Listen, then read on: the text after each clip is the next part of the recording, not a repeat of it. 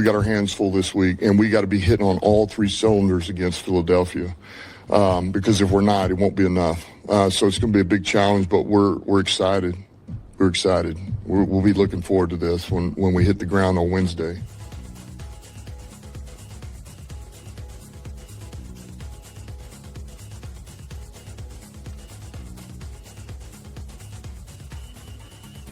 Ted, I definitely want to get your sense. I was on a call earlier today with Dave Burkett, and I asked him the question, which call was worse? Was it the crazy, picking up a flag against Brandon Pettigrew? We actually made Jared sprint, so I would do sprint training with him once a week. I would actually do it with him. I'd run with him.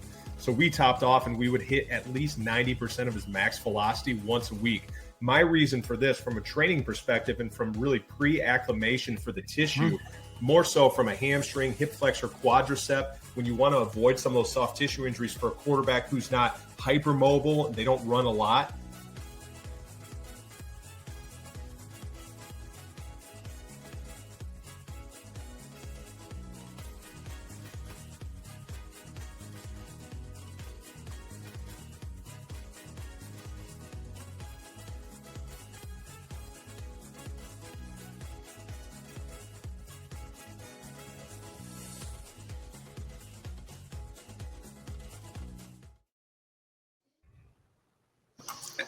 And welcome to the Detroit Lions News Show, your number one source for Lions news. And we have a whole host of expert podcasters here today. We have Mark Oram with Oram's Forum. Make sure you subscribe. Johnny Gas Sports, the Up and Cover. Man, he's killing it. And also we have Mark Schmidt, NFLPA, Vice President of the Buffalo chapter. And of course, we have John Macaroon with Sports Illustrated, Lone Wolves podcast. You were in the locker room today, John. Do you feel something a little bit different here? Do you see a sense of urgency? You saw the play calling? Like, are these guys ready? Are they ready to do it? This is a live interactive show, so make sure you leave your comments, and I'll pull them up. I'm going to jump in the backstage. And you guys leave your comments, and I'm thinking I'm not going to that Dallas game. Whoever shares it the most, I'm going to give up that Dallas game for you guys. Did you hear me? With the one guy, we'll bring that up again. All right, take it away, John. Absolutely. Yeah, it's different. You know what's different? A Wednesday after a bad loss to the Vikings, there were no players to talk to. Couldn't see anybody. Where was everybody? There's nobody that wanted to talk to me. When there's a Wednesday and everybody's happy, you blow out a team 44-22, you walk in the locker room, everybody's smiling, watching television, having a good old time. So it's a little bit different vibe. And it is so true. You guys know, I think collectively, it's so true. Winning cures all.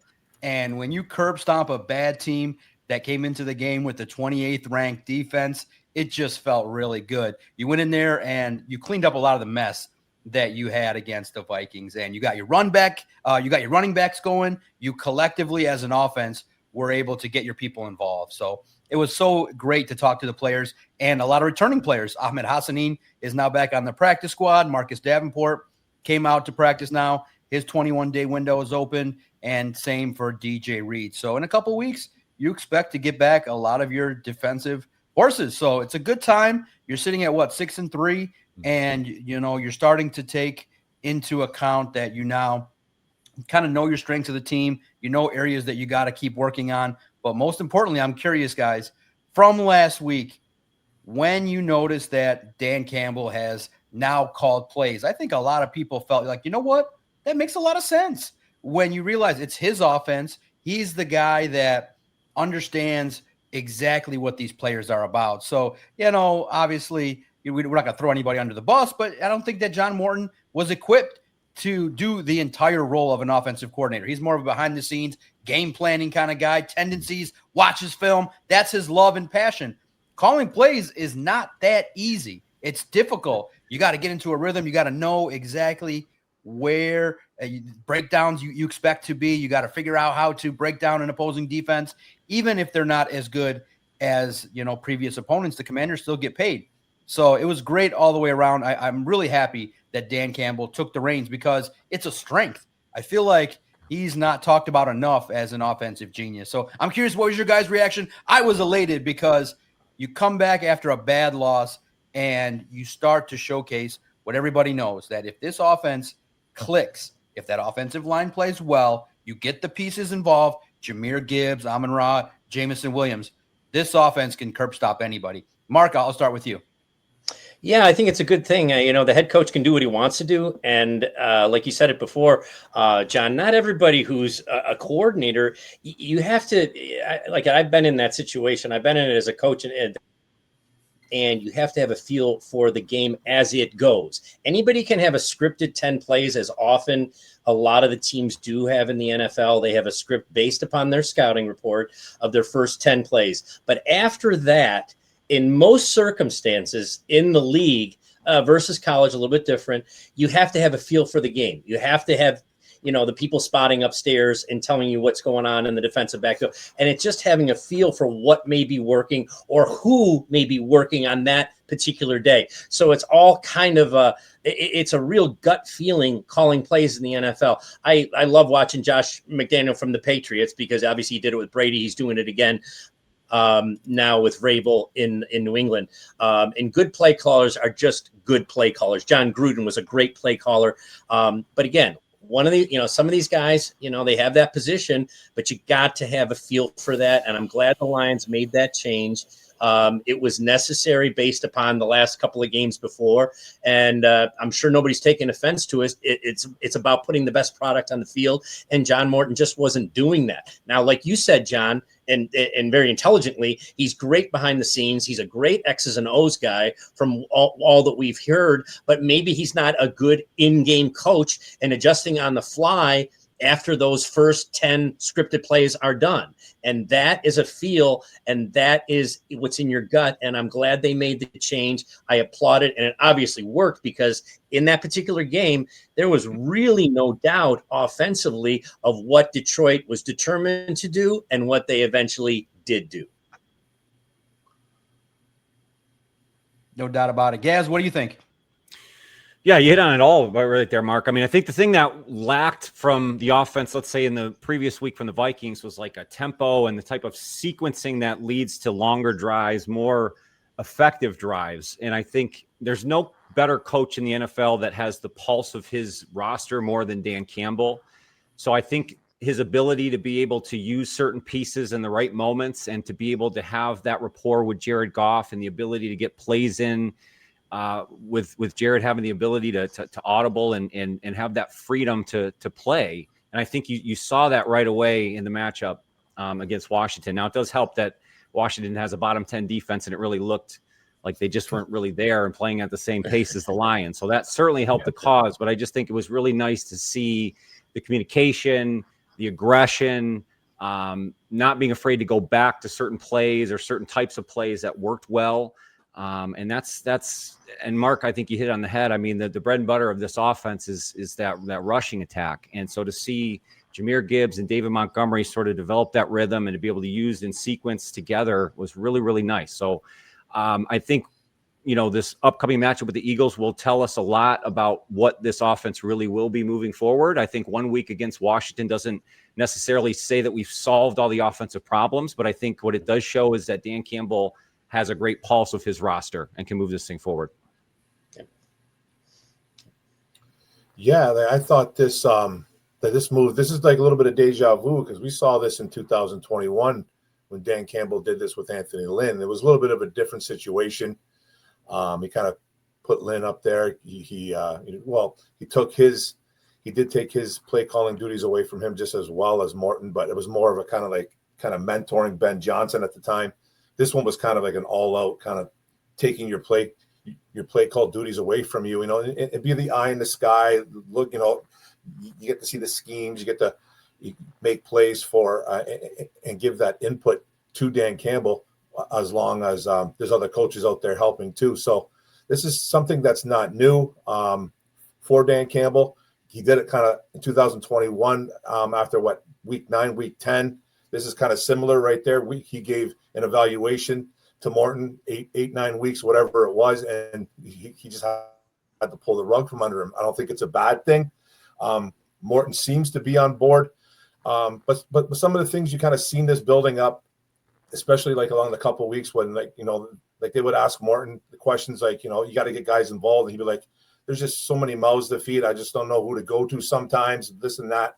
So you can kind of see this building up, and then Dan Campbell obviously made a decision, and I think it was a very good decision. You saw the flow, you saw the chemistry, like I said, going back to a play that did not work before, doing it in different formations. Like we saw JMO run like the same route a couple times, but in different motions. Like he'd be running a motion, he'd be going in the slot, he'd be going outside, and he was running kind of like the same play. We didn't see that with Morton, and I'm not trying to throw Morton under the bus because I do think he's a good coach, but the guy's been an NFL coach for over 20 years, but he's only been an OC like once with the Jets. Didn't work out well there.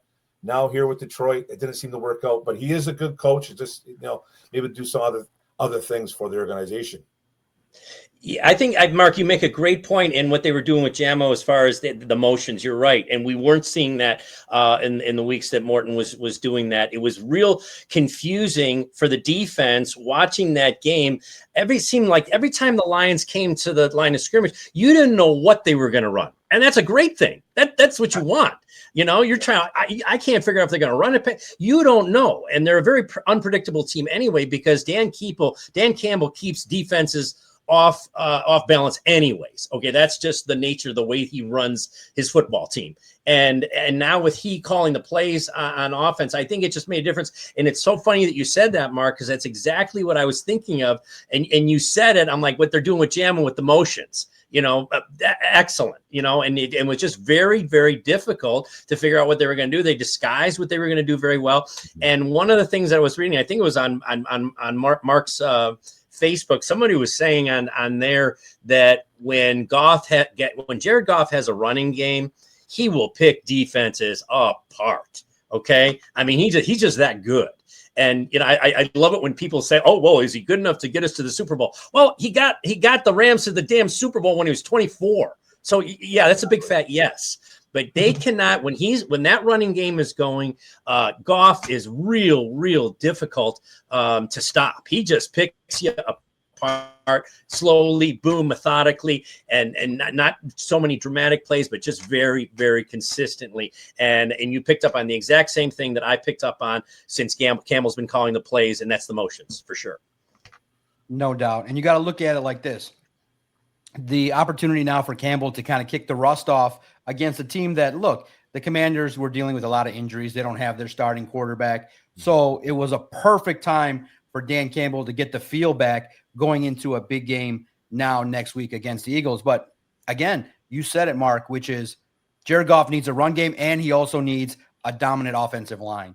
And what was great to see was after a bad game against the Vikings, quite frankly, in which the Vikings won on both sides of the trenches. This game was a little bit different where you came back and you were able to block effectively, so much cleaner. 3 penalties for like a yard. So it was amazing to be able to play a clean brand of football, to go out against a team that was really struggling and to take apart their weaknesses. And for Dan Campbell, now he gets back into the flow of things. And it's always been a collaborative approach with the offensive staff. It's not just Dan Campbell unilaterally saying, "I'm going to do this." He likes the input. He named basically everybody on the offensive staff was throwing in ideas. So that's a great sign for this coaching staff. There's a lot of good offensive minds, former NFL players. They understand the game. They understand what these players are about. And for John Morton, I think he can get back to what he really does well, which is when he presents information, he can present detailed matchup analysis, where the weaknesses are, where the Lions can take advantage and do his thing. So I'm not even of the opinion that he's going to leave the organization. I think he may stay in just a non-play calling role because of the fact that really in the end, Dan Campbell should assume this role. And I asked Dan Campbell this week, I said, a lot of the top offenses, the shift has happened. The head coaches are taking the reins. The top offenses in this league, the coaches are calling the plays. And I think it should be that way. I mean, if you're an offensive mind, who better than to take responsibility, take ownership?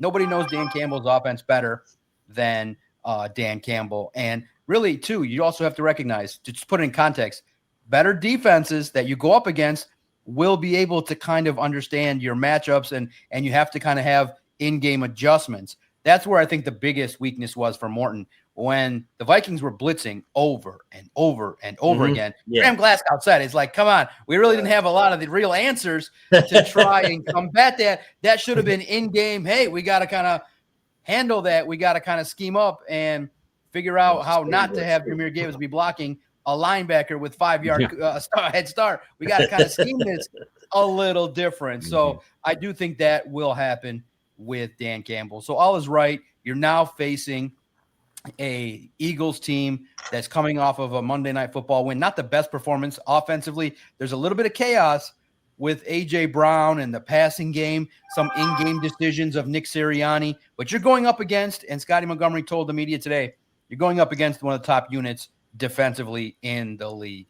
And they got a young team, they got a hungry team, and they got a team that, when you look at it, there's opportunities that the Lions, I think, have advantages. So I'm curious what you guys think of this Eagles matchup. I do think that maybe people think it's going to be a little bit more high scoring than how I'm currently viewing it. I think this game might be a race to 20. I think both teams are going to want to run the ball. That means more efficiency. The clock will keep moving. I think this game is going to be kind of similar to the Packers game that we just saw on Monday Night Football, but maybe with just a couple more explosive plays there taking place on Sunday Night Football. I'm curious, Mark, what do you think of how this game shakes out? It's an NFC showdown, heavyweight matchup, potential NFC championship preview.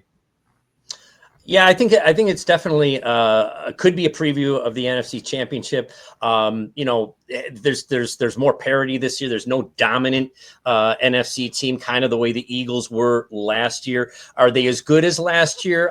I don't know. Maybe not. They're certainly in the conversation. But I'm on the agreement with you that I think 21 or 24 points wins this game. Again, it's getting later in the season. The weather, obviously, it becomes a factor as you play on the road, not in Detroit. Of course, it's the same with the Dome, but weather obviously becomes a factor in this with points. And I think it's a good matchup for Detroit.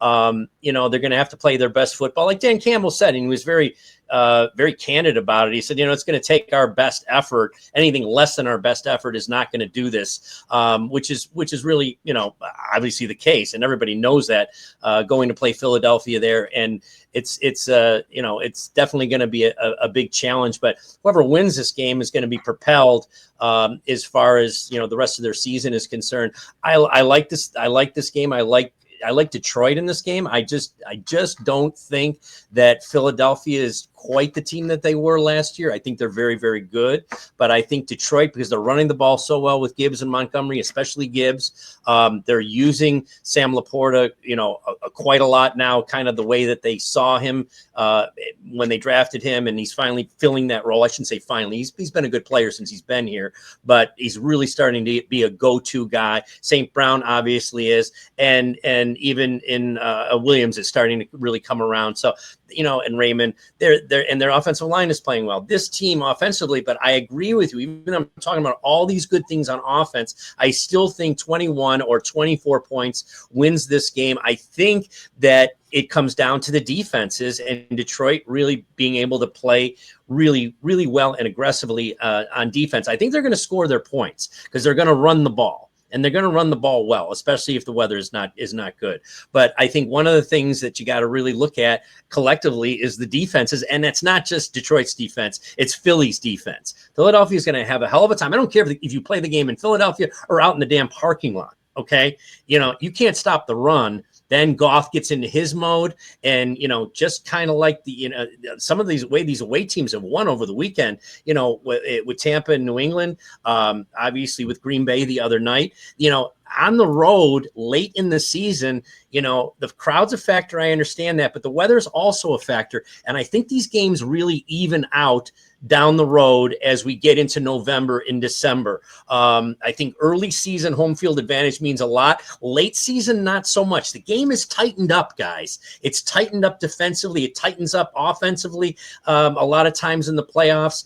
And, and home field advantage, as important as it is, it doesn't mean that I don't think it's going to mean a damn thing this week. I think Detroit's going to win this football game, and you heard it here first.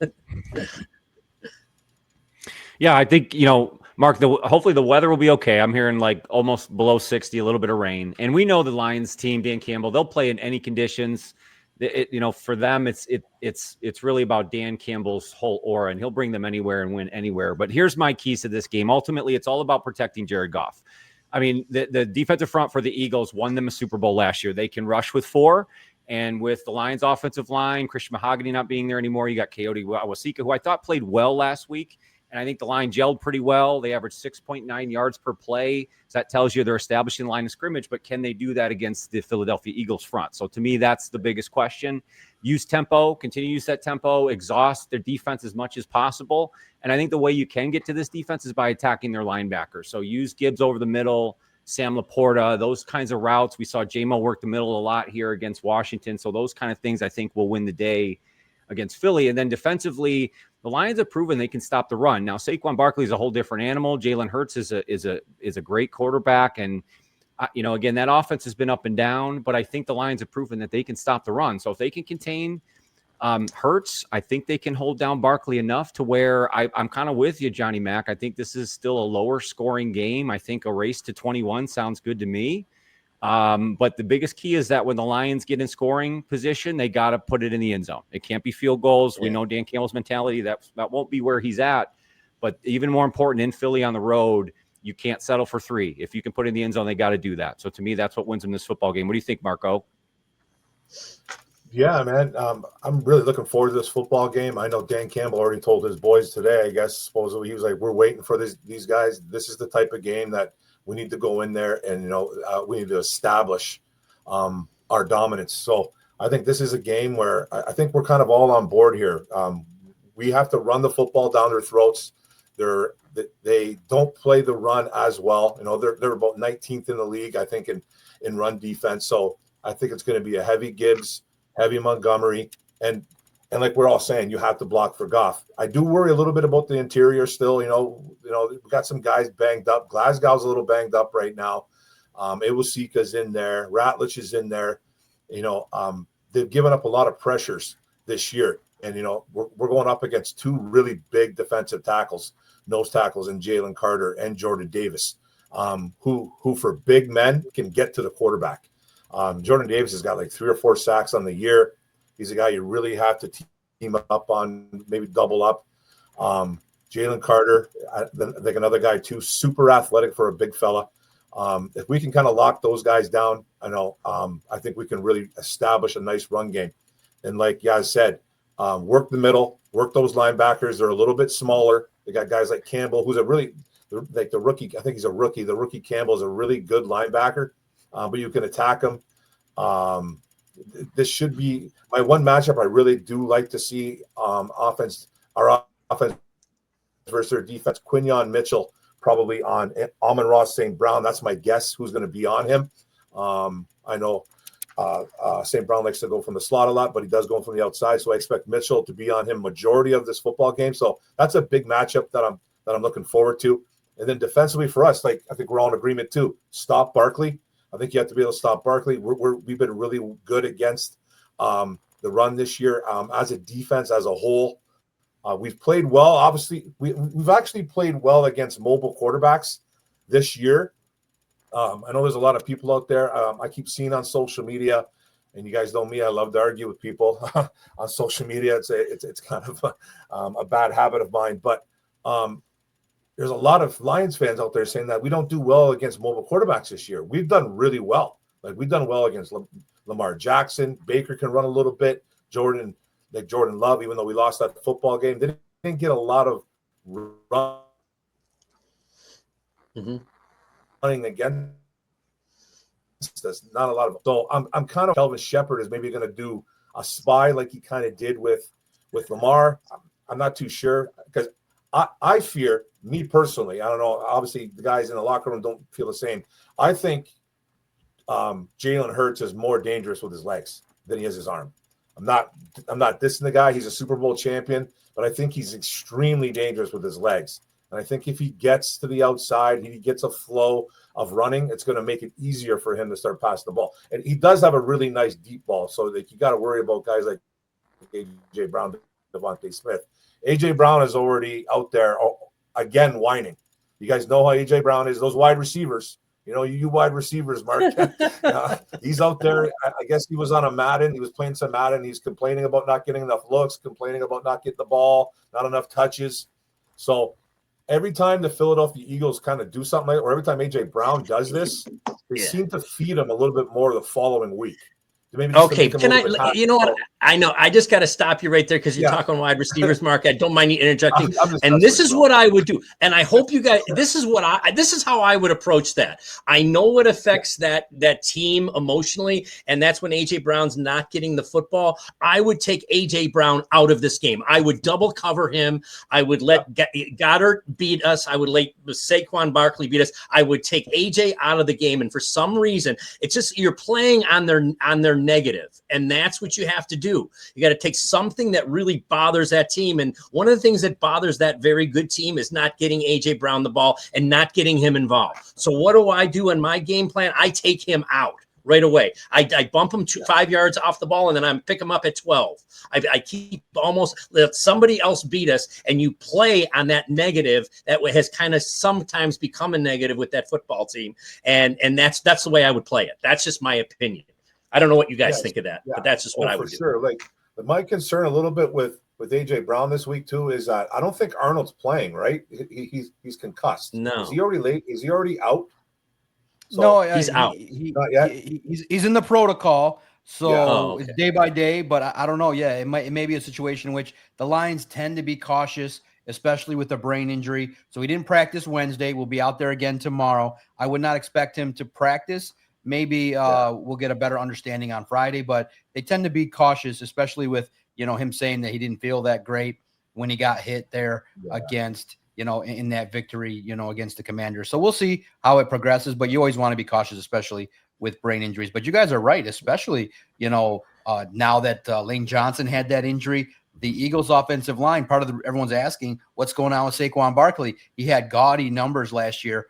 Unfortunately, you can't just replace a Mekhi Becton and just be like, hey, we're just going to replace him and everything's going to be magic. It's one of those deals where the whole world knows that Saquon can take it to the house on any given play. So he's going to get some advanced looks from the defenses, more stack boxes, and he hasn't had the season that he had last year, but he's always going to be a dangerous weapon. But luckily, it's wild. And if you guys have been reading and paying attention, Tyleik Williams has had his role reduced, the first-round pick, because Aleem McNeil and DJ Reader are so stout against the run, and they have a free agent in Roy Lopez who's come in with his 12 to 15 snaps a game. He's taken advantage, and he can get up to the defensive line and do some things. He can get into the backfield there and limit quarterbacks. So it's going to be a great opportunity now. I can't wait to see the battle of the trenches. But speaking of wide receivers, I think everybody's paying attention in Detroit to Jameson Williams. And it's a unique talent that the Lions have in number one. The guy can be utilized in a myriad of ways. And I felt like what Dan Campbell did was get him involved in crossers, get him involved in routes that don't have to be 18 yards down the field. Like, you can get him involved in a myriad of ways where if there's opportunities to get him in some space on any given play, he can get 10 yards after the catch and maybe even break one. Did you guys like how Dan Campbell used Jameson Williams? And against better teams, I understand that, teams are also going to, give him extra attention, which will open things up. But for Jameson Williams, I feel like he's that type of player, not to say force him the ball, but get him involved in these creative ways where he can get it in space, whether it be screens or crossers or comeback routes, dig routes, in the seam, whatever it takes, a certain amount of times, whether it be 6 to 8 to 10 times a game, you got to put the ball in his hands. There's magic to be had with that player. There's exactly, and you hit the nail right on the head, John. There is magic to be had. The thing is about him, and again, I've been in that situation at the NFL level. He is not, and don't take this as a name. He's not a go-to guy. He is not a Laporta. And let me finish. When I say he's not a go-to guy, he's not really a 3rd and 6 guy. He's not always a 3rd and 7 guy. He's more of a home run hitter. Laporta and St. Brown and Raymond do those other things. And of course, our 2 running backs out of the backfield. So when I say that, you got to take it with a grain of salt. He's a big hitter. He makes big plays at big times. But he's not, and he never will be. And I've said it on this show. He's never going to be a 90 to 95 reception a year guy. He will be a 40 to 50 reception guy, and be 900 yards or whatever it is, and 6 touchdowns. That's a great year for him. But he is not the go-to guy. Well, what do I mean by that? Quarterbacks, and again, I was involved in that situation years ago. Quarterbacks know who they want to go to, and 3rd and 6, 3rd and 8. And they know what they want to do. But you hit the nail on the head just right, John, when you say you got to be creative to get Williams into the program, because he is not a go-to guy. He is not our 3rd and 6 guy. He is our home run hitter, and he has the ability to do that. And there's only so many guys who can even do that athletically in this league. So you hit it is exactly what I'm thinking. If you get Jameson Williams involved in the other, you have to work to do it almost. Okay. And everybody will look at that as a negative. It's not a negative. It's a positive. I'm complimenting his athletic ability and his ability to be a home run hitter. Okay. But you on the offensive end of this, and now it includes Campbell, and it obviously includes Morton as well. And it also includes Goff, I'm sure, because he's been in this offense a long time. It's about being creative, and you got to be smart how you integrate him into your offense. And that's, and that's one thing that I've noticed, because he's not going to be your 90 catch guy ever, but he will give you 45 of the 45, 25 of them will be great ones. And that's just the difference in players. And that's how you have to adjust your offense to the personnel you have. And those are the best coaches in the world. Okay. Who can adjust you. Okay. This is the talent we have, or this is the talent that we don't have. Okay. And then I adjust my offense to those guys. And that's what I think Campbell is doing. He did it last week. And I think that's what's a very optimistic point moving forward. That's that, Mark, and I jump off of that because I think that's what makes the Dan Campbell move the best play that they could make. And that's, I think, why John Morton didn't really fit the offensive play caller thing the way we thought it would, because it seemed to me like he was trying to fit the players into his scheme rather than what I think you're saying is taking the players and then figuring out how to scheme around that. Yes, so how exactly. do you make Jameson Williams the best player possible? You don't work him into your predetermined scheme. You scheme for him. And I think that was the difference in Washington is you didn't just use him as part of your scheme to open up the middle of the field. You let him work this route tree that we kept hearing about in the offseason and the preseason. The route tree is expanding. You now see them, run these ins and digs and crossers and using that speed and getting the ball quicker. And that's how you get 6 receptions for 119 yards and a score. So, Mark, I think you hit it right in the head, my man. Thanks, Johnny. Yeah, absolutely. That's, he's just the guy, like Mark says, I do agree, like to a point. He's not going to be your go-to guy. He's the perfect number 2. Sometimes he's even a number 3 behind Sam Laporta. Him and Laporta kind of jumping back and forth there. So there's a lot of weapons there, but he's the type of guy you have to get him involved. You don't want him to go to sleep during the game. You have to get him involved. You got to start just give him some targets, some end arounds, some sweeps, whatever you need to do to get him involved. And a happy JMO is a really good JMO, and it brings the energy up on the sidelines and on the field itself. You just see it. The kid's so energetic. He's so energetic. He got a smile that goes to the roof. You know what I mean? He's just and when he's involved in the game, it's a whole different game. And like you guys are saying, Campbell just kind of he integrated everybody into this, and JMO being one of it. So I'm excited for him. It's going to be a big test against Philly. They're going to try to bottle them up. Just somehow get him involved. And he's just so electric. He's probably the fastest kid in the league. I'm just very excited for JMO and this football team going forward. Yeah, I get a sense that everybody's happy in agreement that the best utilization of the skill players on this team involves Dan Campbell working with the staff and then calling a game. And then when you have this opportunity with all these skill players, it's just great to see them operate. And I think Dan Campbell's going to put them in a lot of positions to succeed. Now, speaking of the Eagles game, it's a tough game, but now moving forward, you still got games remaining against the Packers and the Vikings and the Bears. And it's real interesting to look at this division because most people thought, well, it's going to be the Packers and it's going to be that team with Jordan Love. Well, when you look at the Packers, man, without the Spartan Dog, Jaden Reed, without Kraft, unfortunately, that offense looks really abysmal. And really, in the end, it's great to see. And listen, I don't know if you guys do it, but I certainly do. When the Bears, Vikings, and Packers lose a game, I love hopping on their social media and their YouTube feeds and their sports radio and just hear them whining and complaining. And man, the fan base of the Packers, they are not happy that LaFleur can't figure out special teams. They just realize that whatever decision he makes in critical moments on fourth down tend to be the wrong ones. And it was great to see another meltdown as they've lost a couple games in a row now and have been overtaken by the Bears. I'm a little bit concerned that the Bears got the magic, and it's one of those deals that, and I think Aaron Glenn will maybe not this year, but I do think soon when these guys come from a winning organization, once they learn how to win, the Bears have learned how to win. They've learned how to be gritty. They're not the most talented team, but they have talent at certain spots, and they have what you would like, which is the ability to overcome adversity, weather some storms, and kind of play in a way where whatever kind of game you want to see, they're able to adapt. So I'm just curious what you guys are thinking about the division. Most notably, the Packers are not as good as they once were. I don't think they're the same division threat that you got to worry about. I think you got to look to the closer neighbor, which is the Chicago Bears. And that game in Chicago is going to be great. I think that the curb stomp's going to happen on Thanksgiving against the Packers. I think everybody wants to see that. And when you have a drastic shift with the Vikings and a quarterback that's so young, it's just difficult, especially in what people are calling the most toughest division in football. If you don't believe that, it's still one of the toughest. The NFC North is going to be a battle. And I'm just curious what you guys are thinking about the division and the fall off of the Packers.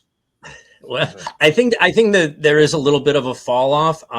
Losing Kraft, I mean, that's really, he's the guy who has really made that offense go. I still believe that Matt LaFleur is an excellent coach. There was somebody that, and this is what's crazy. I know we're part of the media now, but somebody asked that guy, and I obviously I'm a Lions, they asked him about his job. I mean, come on, are you kidding me? You lost your marquee guy on offense, and you're having a hard time moving the football. I mean, shit happens, okay, and injuries are part of it. But that poor guy, and I say poor guy because he has done a really very good job in my mind. I'm not a Packers fan, but I have a lot of respect for them and the product that they put on the field. I think I read a stat the other day. He's won 13 games like 3 times. Since he's been coach. Is that did I hear that right? 13. Yeah. 3 times. I mean, the guys, they're doing everything they can. There is a little bit of a shift in this division, as you say, John. And I was the one who said it on this show. I said, Chicago's to be a 9-8 team this year. Well, they're going to probably be better than that. And who is this Loveland guy? This tight end? Holy shit. That guy's fantastic. I mean, he's so athletic. And I know they had Kmet, obviously, but this Loveland kid, and he scored that winning touchdown against Cincinnati. Chicago is, they're coming back the way that I really didn't predict it, and they're going to have a pretty good season. Minnesota, I will tell you this, because I'm trying to get to the whole division. Minnesota, JJ McCarthy makes hard throws. I watched him over and over again. He was out of that offense for a few weeks because of injury, and now he's back. And man, they need that guy back. Don't forget about JJ. What is he? 24 years old. That kid's going to be fine. That kid is good.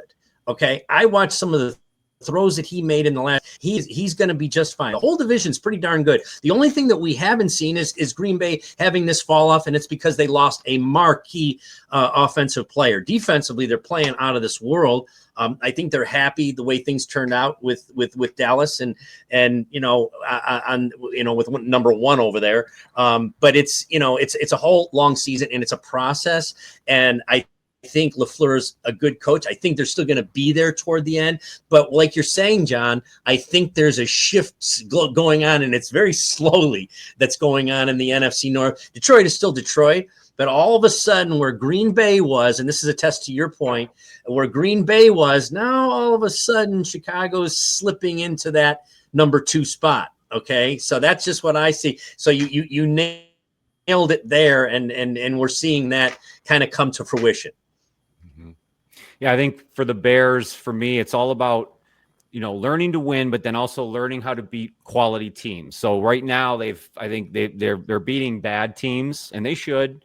And if you really watch those games, I still think they're in a situation where Caleb Williams is still overusing his athleticism on almost every offensive possession, which is great in small doses. And if it's going to beat the Giants on every so often week, then I'm good with that. But can they beat playoff type teams? So I still think they're 1 year away from being true contenders, but I like what Ben Johnson's building there.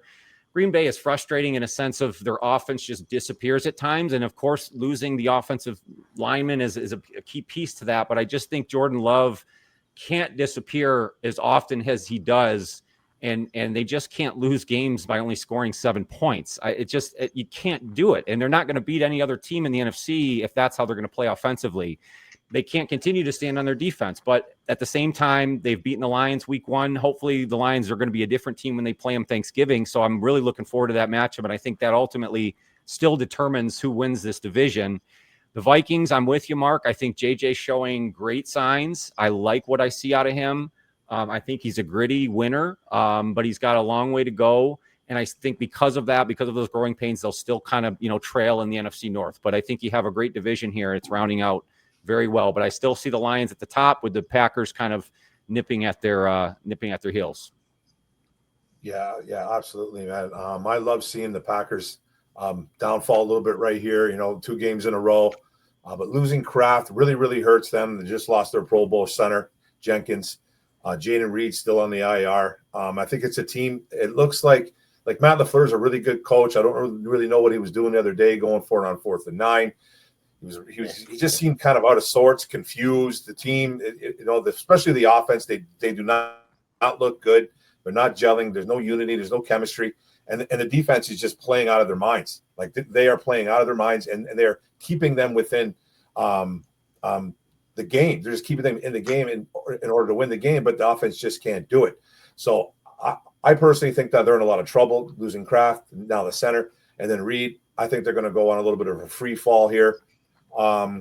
With the Vikings, JJ McCarthy, Michigan man, he's never lost in the state of Michigan. He did it against us. I thought he had a very nice game against us. The wide receivers seemed to maybe bail him out a couple times, but he did make plays when he really needed to, especially on that end of the drive when he threw that ball to Jalen Naylor. I thought it was really good coverage by Arthur Mollett, but it was just a perfectly thrown ball and an even better catch by Jalen Naylor, who had a nice game. So, and that's a team that has a good defense too. So I think they're a little bit on the rise. They're not as good, because I think their quarterback play is going to be up and down because JJ's so young, but I do like him in the future. Now with the Bears, I think that's a team that's playing with fire. They seem to be every week they come back from behind and they win their football game. It kind of reminds me a little bit of what we did like a couple years ago. What the Lions are doing when we were starting to get really good. So it's a team that's really building. He got Ben Johnson in the locker room saying, "This is where we want to be. We had them right where we wanted them." You really didn't, Ben, but you came back and you did win. So they're finding ways to win. So that's progression in itself, right there. But with Caleb, he kind of like you guys say, he'll make a great play, then he'll make a terrible play, and then he'll make a good play, then back to a terrible play. It just seems to kind of be Caleb's kind of he's very off script. He flies by the seat of his pants, but he's got so much talent. He has so much talent, and they have a lot of injuries on defense too as well, especially in their secondary, and they're giving up a ton of points, but they're finding ways to win. So if their defense comes back, I don't know really about their situation with guys coming back. I think Jalen Johnson, I don't know if he came back against the Giants, but they got guys I think slowly coming back. They could be a bigger problem than – I think they're going to be a bigger problem than Green Bay and Minnesota for sure, because I think Green Bay is going on a free fall, and I think Minnesota will kind of be up and down. Mm-hmm. So Chicago's the team that really scares me the most right now. And we're both tied at 6-3. We just have the tiebreaker over them because we put a whooping on them early in the season, and it could be a very different story when we go to Chicago. Hopefully their defense is still a little bit banged up because we don't feel sorry for people that get injured. So that's just the way it is. So Chicago's the team that I'm really looking at. Great points by all the panelists. Make sure everybody leave your comments. Are you concerned about any other team besides the Bears? Are they the guys? Are they the team that's going to be nipping at the heels for the Lions for the foreseeable future, or is the Packers if they retool? One more thought I want to know from the panelists before we depart, and I have to go. We spent the first part of the show talking about the Lions offense, but we do have to give credit to the defense. They're doing some things quite well. Aiden Hutchinson clearly has showcased that he's a player that has rebounded from the injury last year. He's well on his way with the pressures and quarterback hits. Now, the sack totals are always going to be challenging to, sometimes they come in numbers, but he's always getting the extra attention. But Kelvin Shepherd is getting pressure from different spots. Against the Vikings, Brian Branch was able to get some pressure. He's getting pressure from the linebackers. And so you realize that now, too, you're going to get over the next handful of weeks some guys back. Malcolm Rodriguez could be a player that most notably, I believe, is going to debut against the Eagles. You get Ahmed Hassani now on the practice squad developing, and maybe for the tail stretch there can be put in situations. The pass rush is, Dan Campbell was asked about it. He gave a funny answer if you guys want to go and check it out. A reporter asked him a specific stat question, and the question was, well, if you look at the pass rush win rates, the Lions are last in the league. And he's like, what does that mean? And he agrees with the stat if that's what it is, but he wasn't exactly sure how to kind of address that. But he's like, we get the pressure where we need to. Kelvin Shepherd will identify what he needs to. But I feel like the defense is taking advantage of the strengths, and you see the depth in the secondary where they're going to have opportunities to utilize guys like Amik Robertson, a Thomas Harper, a Rocky Sin. There's guys coming in making plays, doing some things. So it's something to see. And DJ Reed now started his practice clock. I'm curious, a couple thoughts on the defense. What do you guys think about the defense? Where do you see improvements that need to be made? And then clearly the biggest trigger, first and foremost, I do think that Jack Campbell will be talked about quite a bit from this panel. He's emerging as a linebacker to be respected. But the player that's most polarizing is Terrion Arnold.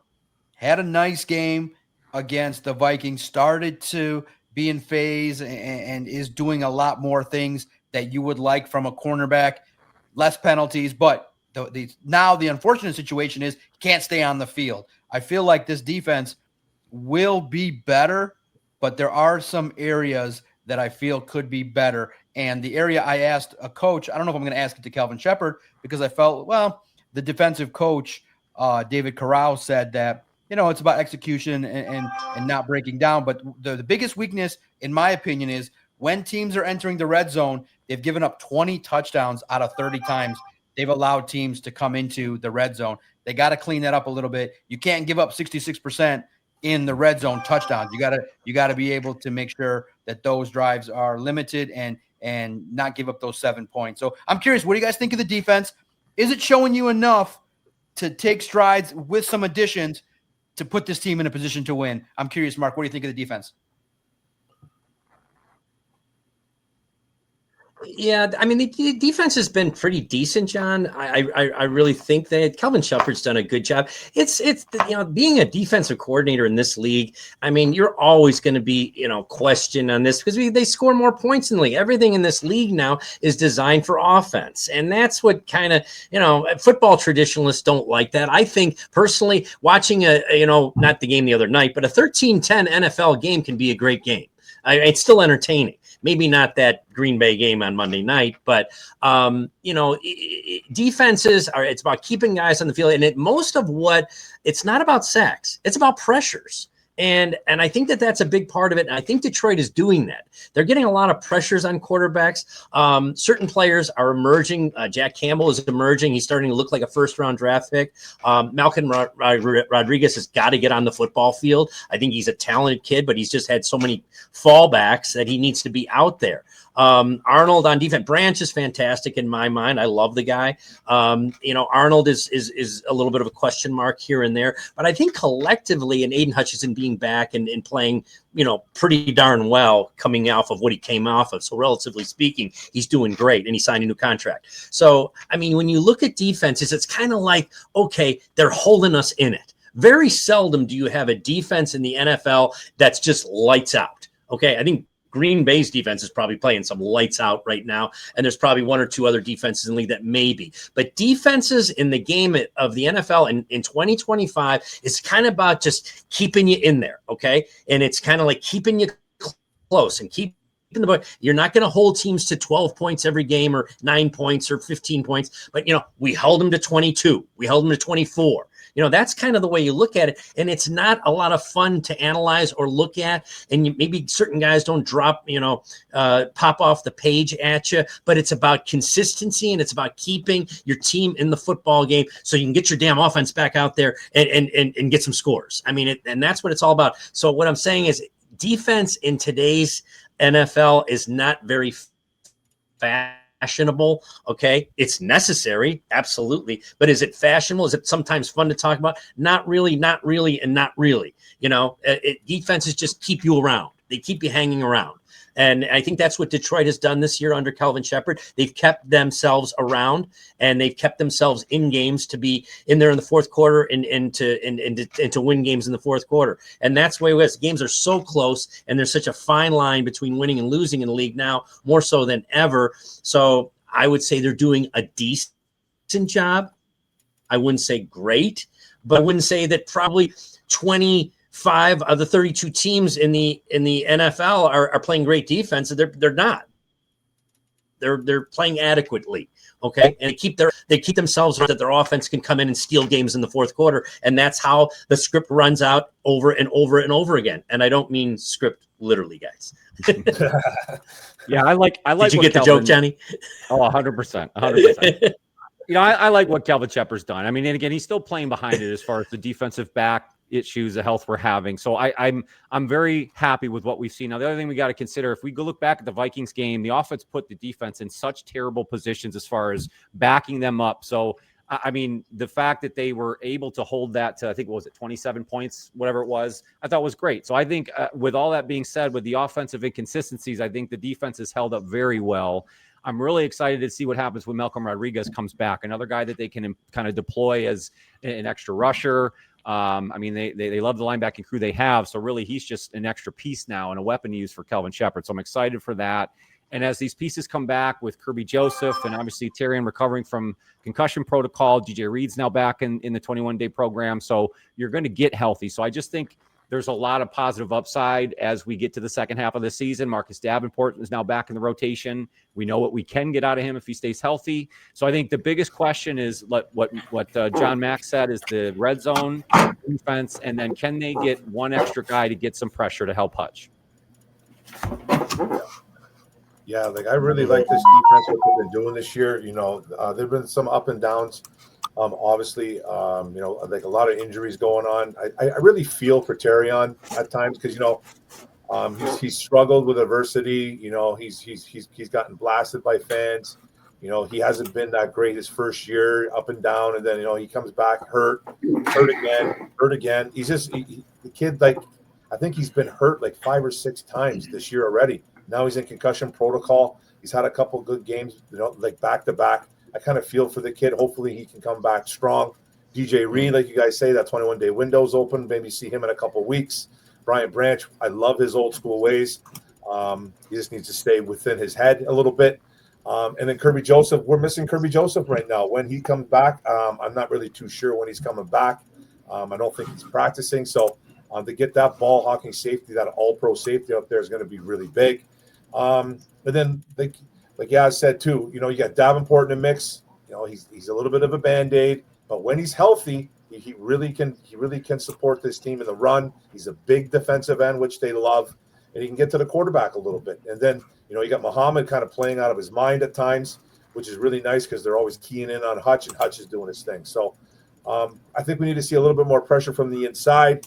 Like John was talking about the pass rush win rate. It is not that good apparently, but we are number 2 in the NFL in sacks. So I think we have like 30 or 31. So we're behind. Yeah, I saw that. Yeah, that's awesome. So we're behind the Broncos, who has like 95 sacks. They just sack everybody, man. The Broncos. So we're number 2 in the league. So it's like we're getting the job done.